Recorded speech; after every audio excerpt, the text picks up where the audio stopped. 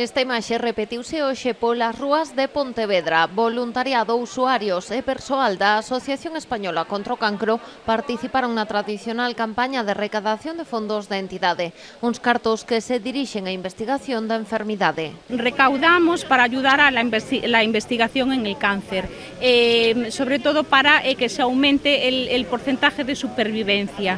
Queremos que en el 2030 pues que esa supervivencia del cáncer alcance el 70%. En este momento está en los hombres en un 55 y en mujeres en un 63. Entonces queremos pues aumentar ese porcentaje de supervivencia. O ano pasado a recadación acadou os 15.000 euros. A pesar isto importante da cifra, dende a asociación poñen en valor a visibilidade que conseguen con este tipo de iniciativas, avanzando na concienciación da cidadanía. Que la ciudad entienda que uno de cada dos hombres y una de cada tres mujeres vamos a padecer cáncer, con lo cual todos es dar para recibir, porque en el fondo todos vamos a necesitar en un momento dado de los demás. Porque ademais de traballar para dar pulo á investigación, a Asociación Española contra o Cancro presta apoio e ofrece numerosos servizos aos pacientes e ás súas familias.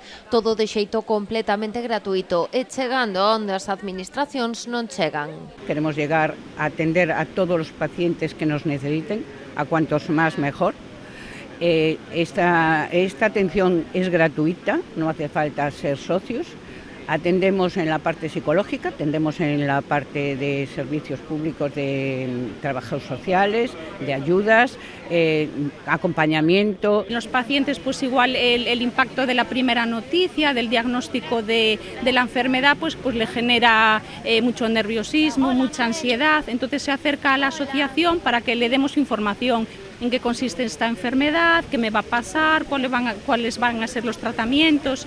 Y pues la familia también, a veces viene solo la familia del paciente, también por miedo de cómo le puede afectar a su familia esa noticia. Para a campaña de recadación deste ano, a asociación contou con 24 mesas repartidas pola cidade e 244 voluntarios.